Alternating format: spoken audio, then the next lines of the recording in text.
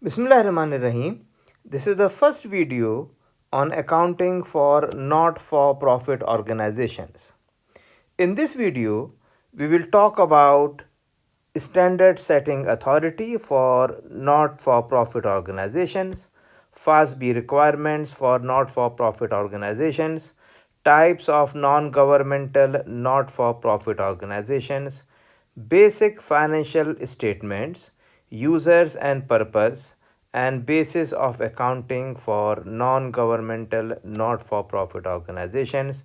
We will talk about statements of financial positions, statement of activities, and journalizing unrestricted contributions, contributions with donor imposed restrictions. While we will discuss journalizing of accounting for reclassification, unconditional and conditional promises, and contributed services and contributions to collections in the videos to follow. Please like, subscribe, and share my channel to search for accounting lessons and hit the notification bell button to alert you for the latest video. For all of your questions, comments, and suggestions, please put them in the comment section below. And for webinar and guest speaker invites, please send me a message at accountingamir@gmail.com. Accounting is AK. We hope that this video helps students in their academic development and teachers in enhancing their lesson plans and teaching methodologies. We hope that this video help aspirants of CPA, AICPA, ACCA, and CMA programs. We also hope that this video help students of Masters in Financial Accounting, Masters in Taxation, Masters in Governmental Accounting, and students who have joined training courses of Saudi Organization for Certified Public Accountants, SOCPA, and other accounting program aspirants. We also hope that this video helps fresh graduates who have joined governmental or not-for-profit organization and want to refresh their learning about accounting for not-for-profit organizations. So let us start with the standard setting authority for not-for-profit organizations. And in case of governmental not-for-profit organizations, it is GASB, Governmental Accounting Standard Board. That is the board that sets standards for governmental not-for-profit organizations. Such organizations are owned or controlled by the government entity. Non-governmental, not-for-profit organizations, standard setting authority is FASB, Financial Accounting Standard Board. They set the standards for non-governmental, not-for-profit organizations. And they use accrual basis of accounting, and AICPA audit guidelines are also applicable in the case of non-governmental, not-for-profit organizations. FASB completed phase 1 of its presentation of financial statements of not-for-profit entities project by issuing ASU Accounting Standards Update number 2016-14 on August 18, 2016, and it provides guidelines on classifying net assets. It also provides information to be presented in financial statements and notes about liquidity, financial performance, and cash flows. Specifically, the new guidelines relevant to this video is that it has revised the net assets into two classes instead of previous three classes, that is net assets with donor restrictions and net assets without donor restrictions.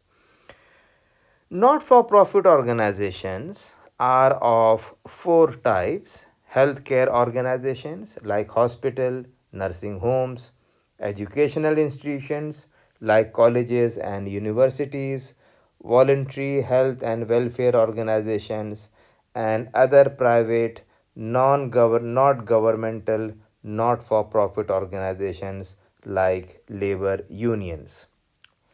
Next, let us look into the accounting part of not for profit organizations, and we are going to first talk about the basic financial statements in such organizations. And there are three basic financial statements that are prepared by the not for profit organizations. These are statement of financial position, statement of activities, and statement of cash flows. In case of voluntary health and welfare organizations, the statement of functional expense is also prepared, which is recommended but not required for other not for profit organizations. Next, let us talk about the users and purpose of financial statements.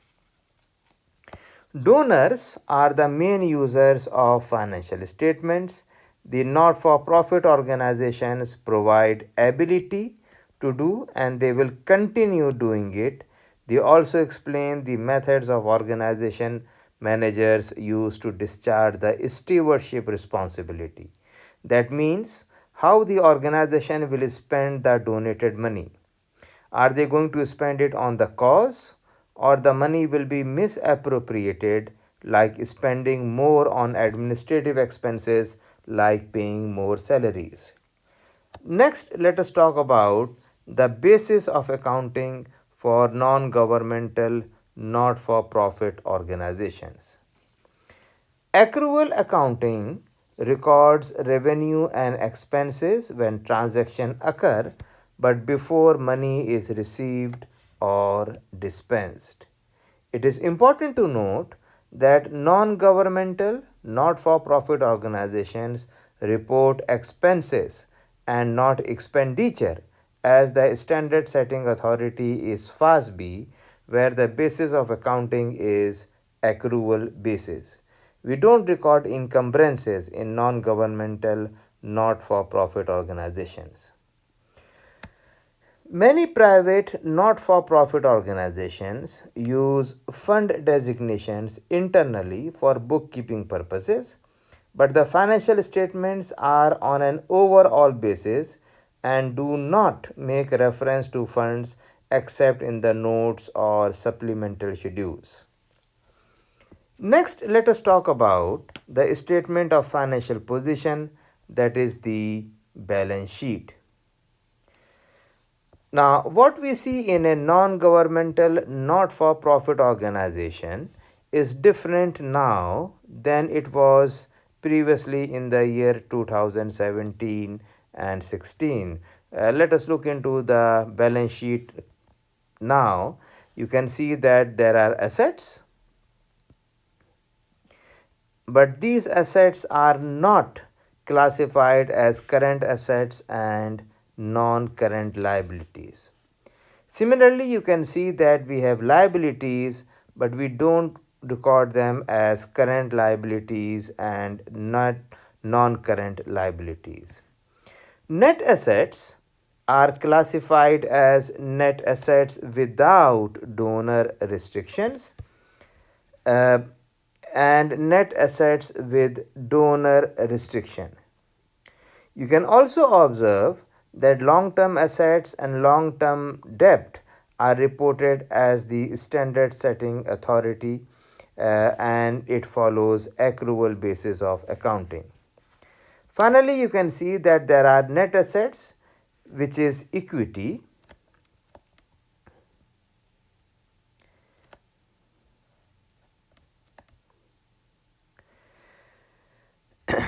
and these are classified into two categories. We have net assets without donor restriction, and we have net assets with donor restrictions.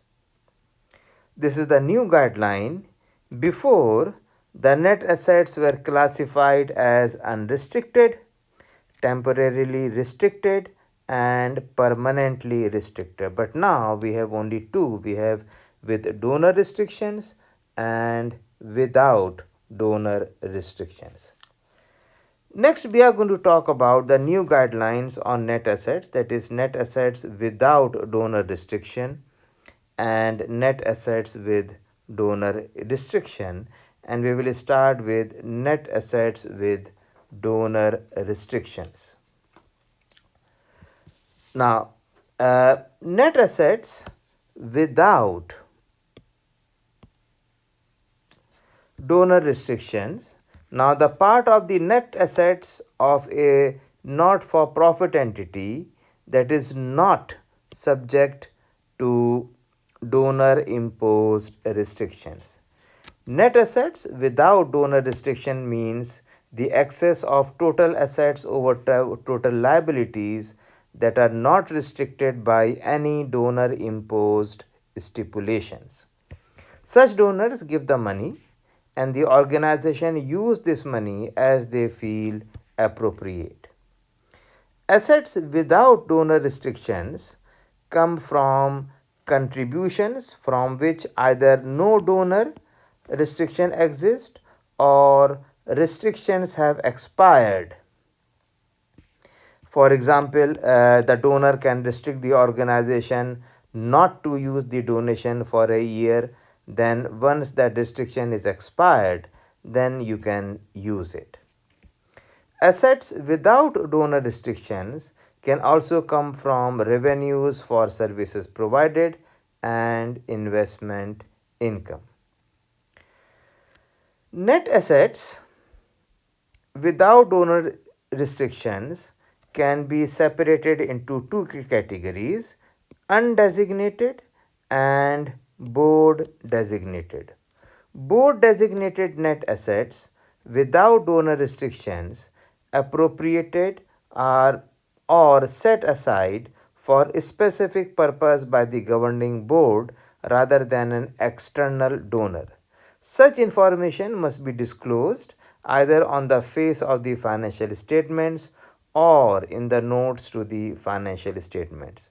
Its purpose is to include future capital acquisitions or additions to an endowment.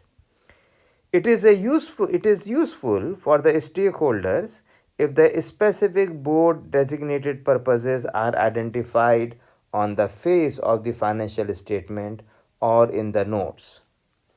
Next, let us talk about net assets with donor restrictions.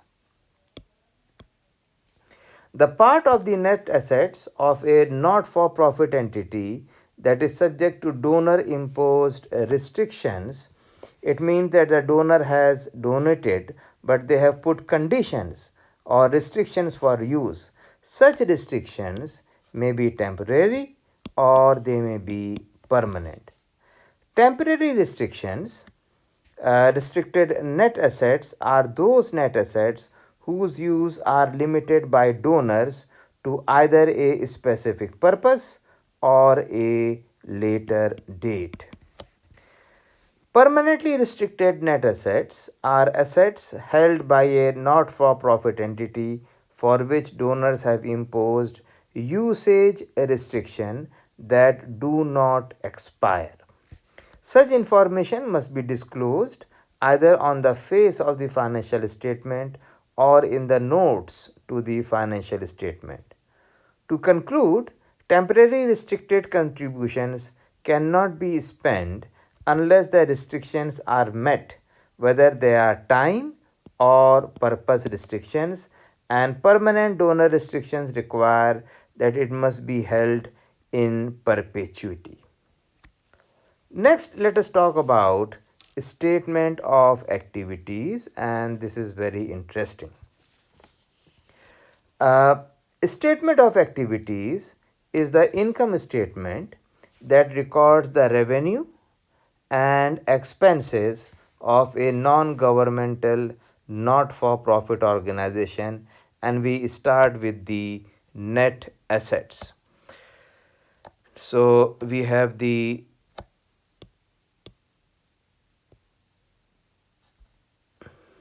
we have the revenues, and we have the expenses, and then we have the increase in the net assets, and we will talk about each one of them. Now what you can notice that there is a column for without donor restriction and with donor restrictions. That means non-governmental not-for-profit organizations separate activities without and with donor restrictions. Look at the change in net asset without donor restriction. The total revenue was 948,728,000, and the expenses are the total expenses are 933,717,000. The net assets are 23,342. So we have the total revenues, and from these total revenues we are going to subtract the total expenses, and then there may be some transfers, etc. There may be some non-operating activities as well, and that's how we get the net assets, the net increase or decrease in the net assets. We have the net assets at the beginning of the year, and obviously this is going to come from the previous year, and that's how we get the net assets at the end of the period, that is 181,395, and you can see that this is what is recorded, 181,395,000. So net assets without donor restriction in the balance sheet, they come from statement of activities, and the total, we have total operating revenue, we have the total operating revenue. From this we are going to subtract the total operating expenses, and we are going to add the net transfers,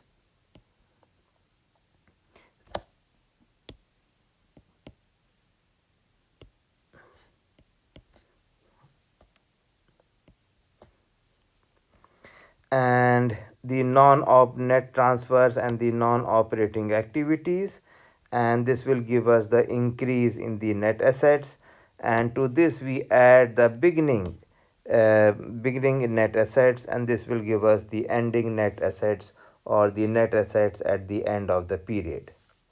Next, let us look at the revenue with donor restrictions, and you can see that the total is 5,316,000 of the revenue, and interestingly you can see that there are no expenses, and the reason is these funds cannot be used as they are restricted. So we have total operating revenue, and there are no expenses to be subtracted. That's why we have the that's how we have the excess of operating revenue over expenses, and to this we will add the non-operating activities, and this will give us the increase in the net assets, and to this we will add the net assets at the beginning of the year, and this will give us the net assets at the end of the year, that is 180,811, and that is how what we have total net assets with donor restriction 180,811. And so just keep in mind that all the expenses are recorded without donor restrictions, and these expenses are recorded as program services, and they are supporting services as well. So let us summarize as to what we have talked about just now. Operating statements that presents in aggregate all changes in net assets without donor restrictions, net assets with donor restrictions, and total net assets for the reporting period. These changes take the form of revenues, gains, expenses, and losses. In general, revenues and expenses should be reported at their gross amount. There are exceptions include activities peripheral to the entity's central operation and investment revenue, which is reported net of related expenses. All expenses are reported as reductions of net assets without donor restriction. This is important to be noted. All expenses are reported as reduction of net assets without. In addition, expenses must be reported by their functional classifications like programs or supporting, and natural classifications like salaries, rent, interest, supplies, depreciation, either in the statement of activities in the notes to the financial statements or as a separate financial statement. Gains and losses on investments and other assets are reported as changes in net assets without donor restrictions unless their use is donor restricted.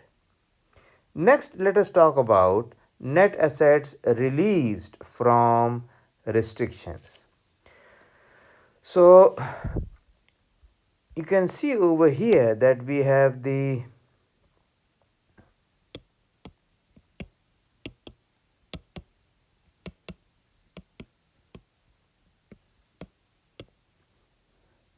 net assets released from donor restrictions. You can see that this is the amount of revenue that is going to reduce with donor restriction, and this amount will increase without revenue restriction, without donor restrictions. So by this time, you know that donors' contributions can be temporarily restricted by purpose or time, or they may be permanently restricted. And as long as they are restricted, maybe because of time or purpose, they will be recorded with donor restrictions. They will be recorded with donor restrictions column, and once they are released from the restriction, they move from restricted to unrestricted. You can see over here. From restricted to unrestricted. In the next slide, we will show how net assets are released from restrictions.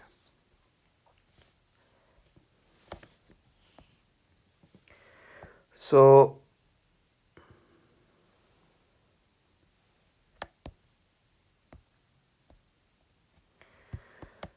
we have a negative value with donor restrictions in the revenue column with the revenues, and this is with donor restriction.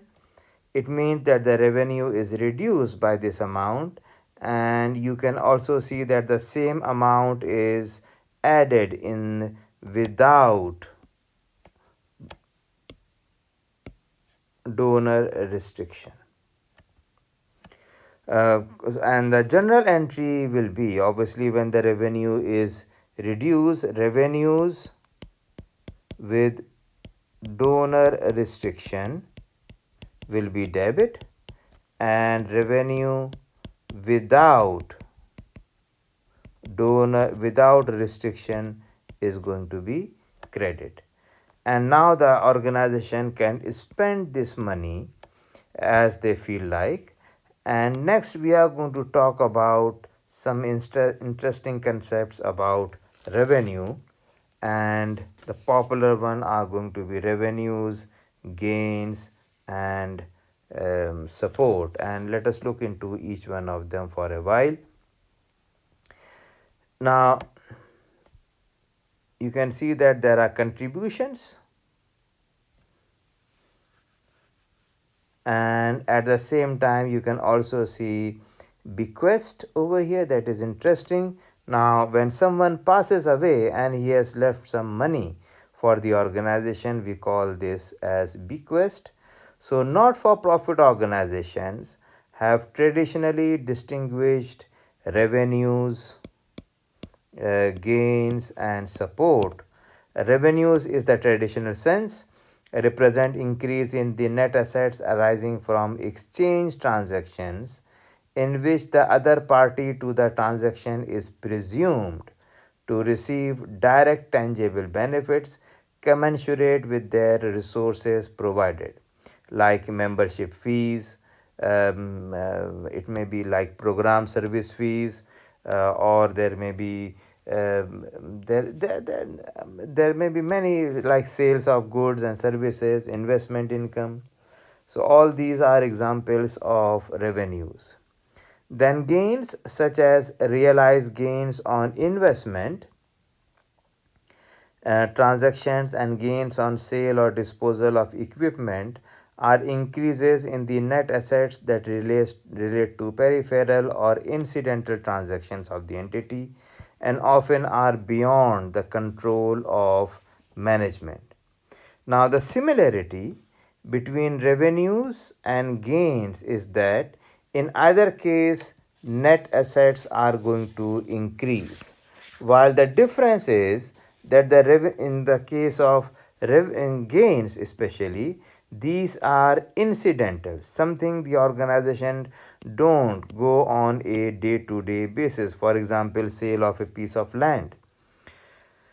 Then there may be support, and this is a category of revenue that arises from contributions of resources or non-exchange transactions and include only amounts for which the donor derives no tangible benefits from the recipient agency, like membership dues may be part of exchange revenue and part contribution revenue support if the value received by the member is less than the dues payment.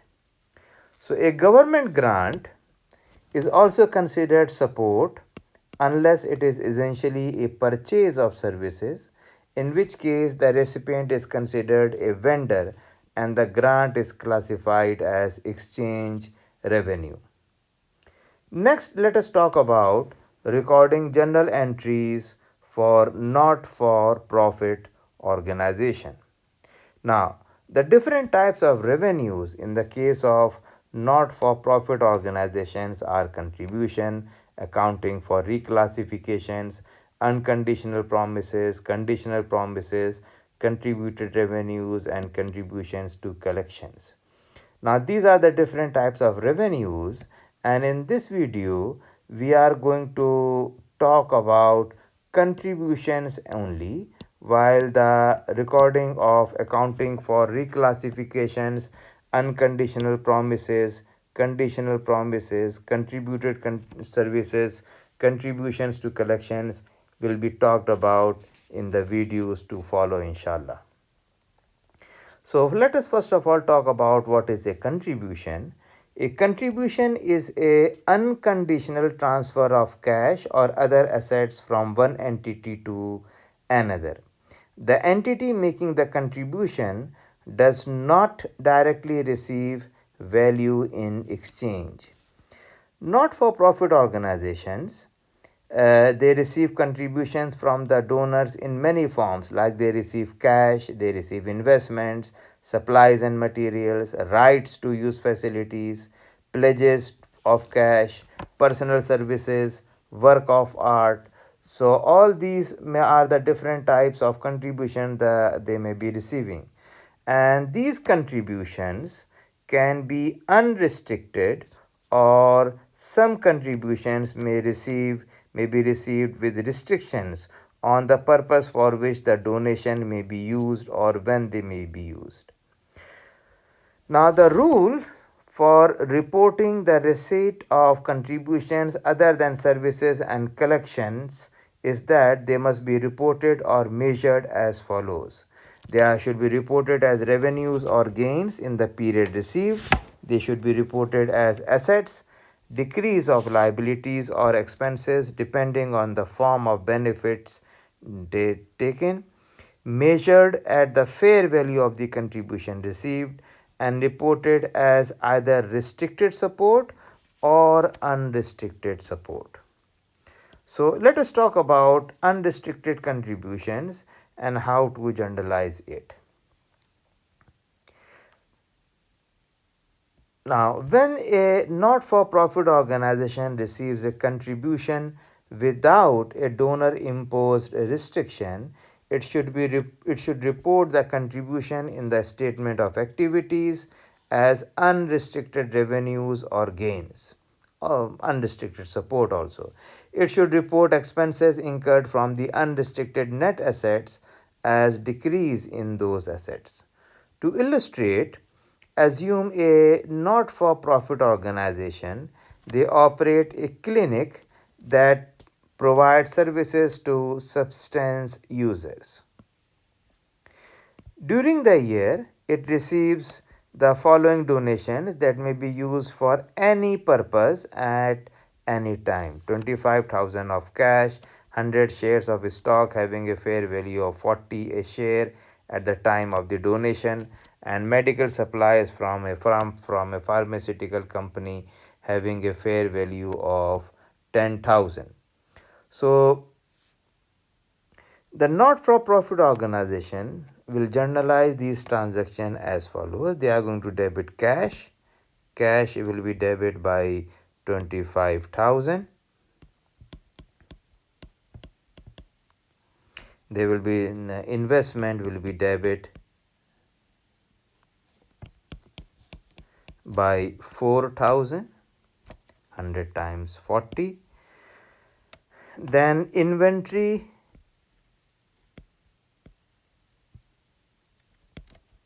medical supplies will be debit by 10,000, and they are unrestricted. So unrestricted support contribution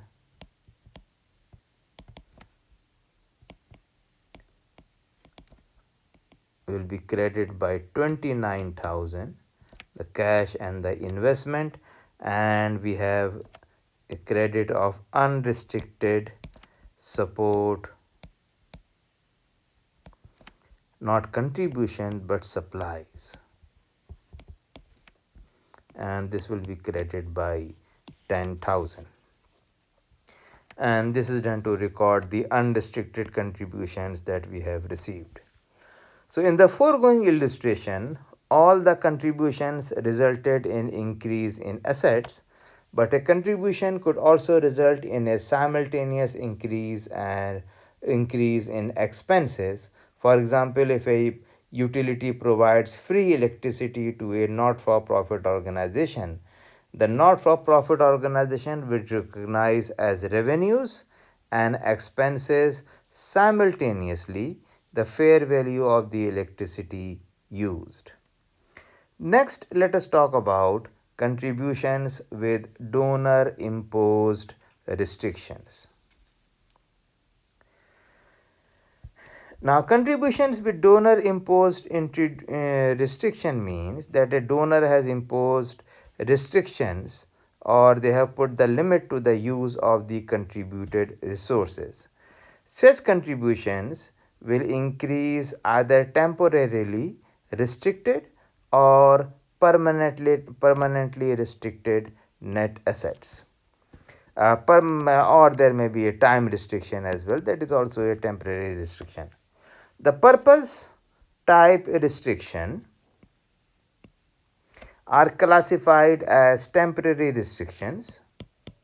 For example, a donor may restrict a cash donation to be used only to perform a specific research project. A donor may stipulate that the cash contributions be maintained permanently while the income from the investing the cash to be used to perform a specific research project. The permanent restriction can never be removed, so the donation is classified as permanently restricted. However, the income from investing the permanently restricted resources is temporarily restricted. A donor may impose a time restriction as well. For example, a donor contributes say 30,000 real restricting for any purpose, but only at the rate of 10,000 a year starting at January 1 of the next year. So this is an example of temporary restriction. And now let us record these transactions. Let us look into a illustration in this regard. A not-for-profit organization receive 3 additional cash donations. 5,000 restricted to be used only for research for treating substance abusers, 7,000 to be used for any purpose but not until the year, 25,000 to be maintained in perpetuity with the income from it to be used for any purpose. So donation 1, this is a temporary restriction and this is a purpose restriction. Donation 2 has a time restriction and this is also a temporary restriction. Donation 3 has a permanent restriction, and let us see how we are going to generalize it. So first two are temporary, so we have temporary restricted support contribution debit, and this is debit by 5,000. Then we have temporary restricted support contribution debit by 7,000, and then we have we have received. So cash is going to be debit first of all by 5,000 plus 7 plus 25, that makes 35,000, and temporary restricted support contribution will be credit by 5,000. Temporary restricted support contribution will be credited by 7,000, and permanently restricted support contribution will be credited by 25,000. So contributions with temporary restrictions will expire when the stipulated time or purpose has expired. FASB standards require that all expenses must be reported in the statement of activities as decreases in unrestricted net assets, although the original contributions was temporarily restricted. So when restrictions expire, an additional journal entry is made to reclassify restricted net assets to unrestricted net assets, and we will look into it when we go for an exercise in the next video. In the next example over here.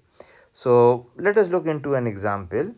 For each of the following transactions, identify the net assets classification: unrestricted, temporarily restricted, permanently restricted, that is affected in the not-for-profit organization financial statement for the year ended December 31, 2012. More than one asset class may be affected in some transactions. So donor A gave a not-for-profit organization a 50,000 cash gift in June, stipulating that the not-for-profit organization could not use the gift until 2013. So this is a time restriction. So cash is debit, we are receiving cash 50,000, and temporarily restricted support contribution is credited by 50,000. Then donor B gave a not-for-profit organization a 25,000 cash gift in July 2012, telling the not-for-profit organization the gift could be used only for research on a specific project Again, this is a temporary restriction for 25,000. So cash is debit and temporarily restricted support contribution is credited by 20,000. Then we look into number 3. In response to a not-for-profit organization's fund-raising campaign for a new building, a large number of individuals promised to make cash contribution totaling 2 million in 2012. The not-for-profit organization believe that it will actually collect 80% of the promised cash. So we have contributions receivable of 2 million, and we will make an allowance of 20%, and that will be 400,000, and then temporarily restricted support contribution of 1,600,000, the balancing figure. Then number 4, donor C gave a not-for-profit several investments having a fair value of 3 million in March. Donor stipulated that the not-for-profit must hold the gift in perpetuity. So this is a permanent restriction, but it could use the income from the gift for any purpose the trustee considered appropriate. Between March and December, the investment produced income of 100,000. So once again, investment is going to be debit by 3 million, and this is a permanent restriction because this is in perpetuity.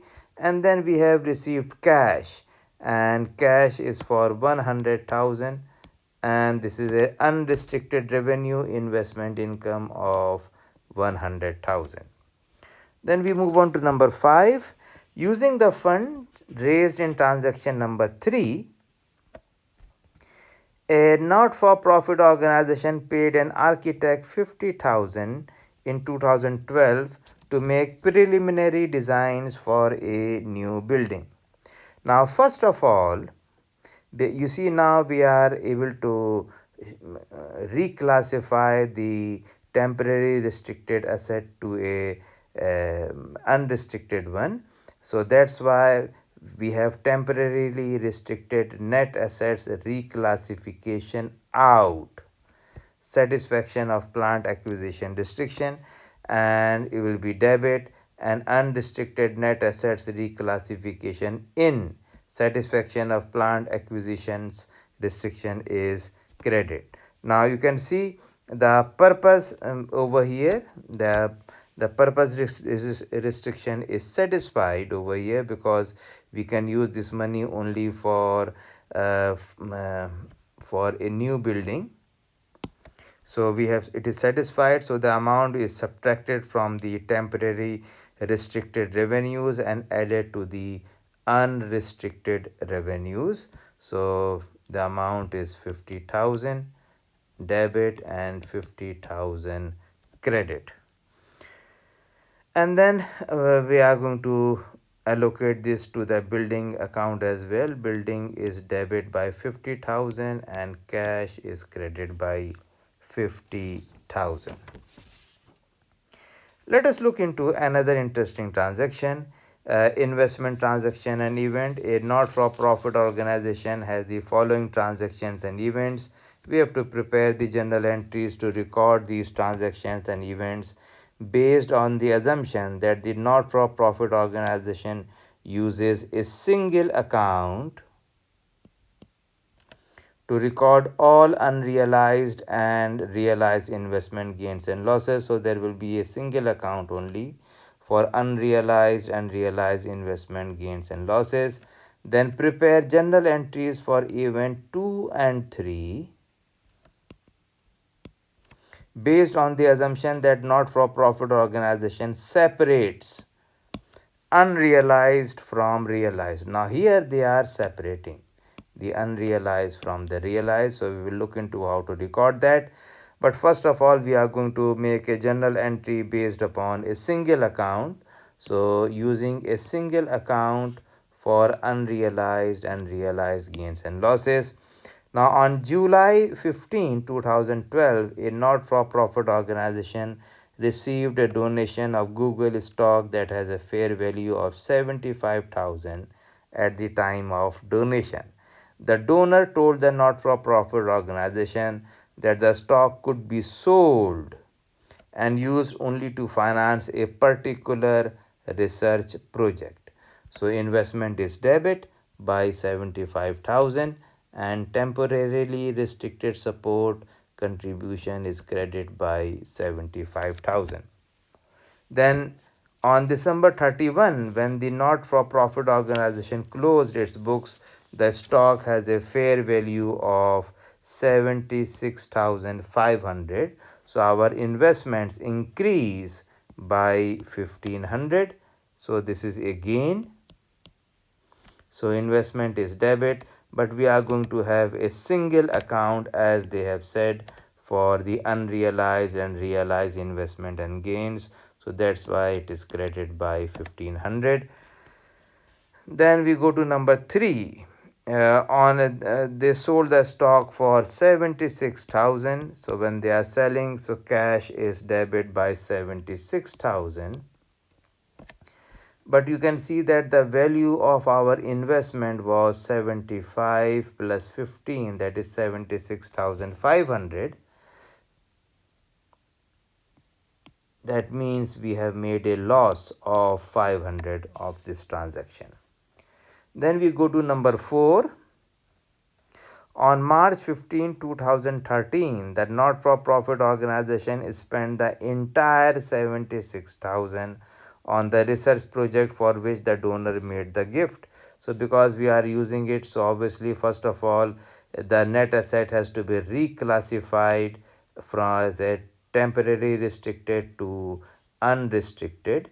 So, we have unrestricted net assets reclassification in, and this is debit by 76,000 and it is credit by 76,000. First of all, we have to transfer from restricted, temporary restricted to unrestricted, and then we are going to pay these expenses.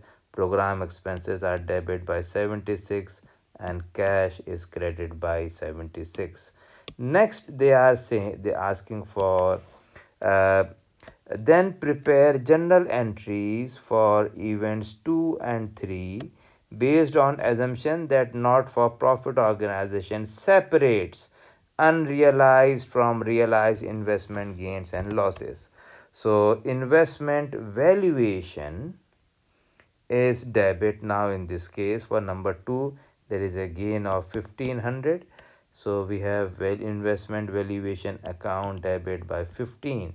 You can see here we simply record investment, but here it is valuation when we are using a separate account for unrealized and realized gains and losses.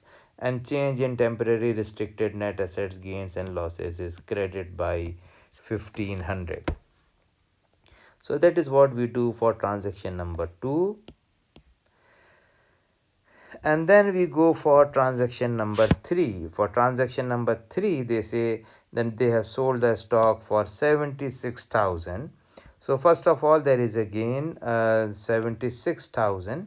So change in temporary restricted net unrealized and realized gains and losses on investment is debit by, we have simply reversed this journal entry, is debit, and investment valuation account is credit because we are selling it, and now we record it as a full value. Cash is debit by 76,000, investment is credit by 75,000.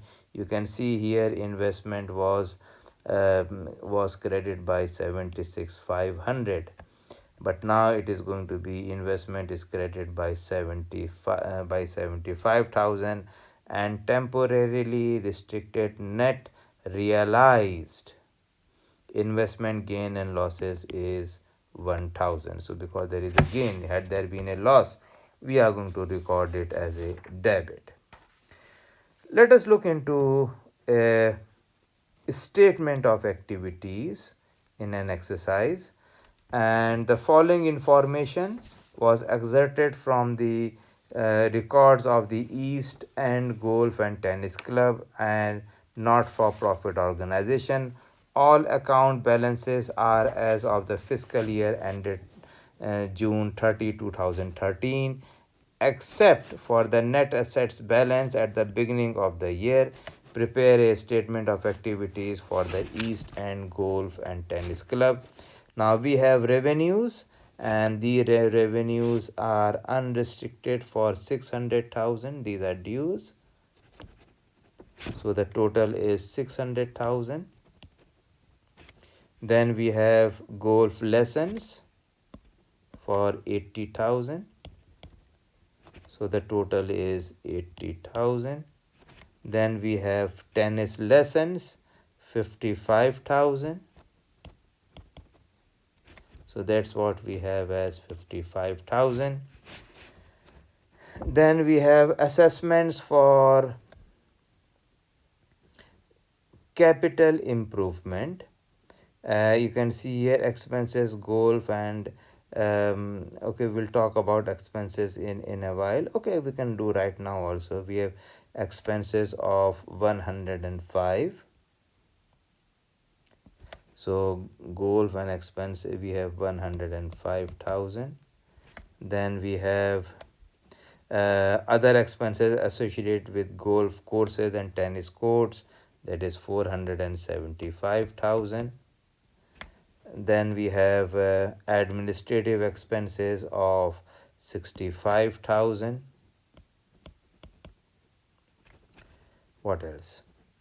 Okay, so assessment against members restricted for capital improvement 200,000. So this is restricted, so the total comes out to be 200,000. And then net assets realized, we will talk about this in a minute. Realized, then net asset unrealized and realized gains on temporarily restricted investment of 20,000. So this is temporarily restricted 20,000. So the total is 20,000. And then we come to this one now. This is interesting. Net assets realized from restrictions due to satisfaction of program restrictions 70,000. So we are moving 70,000 from temporary restricted to unrestricted, that is 70,000. And now we can make the total. I should put it here.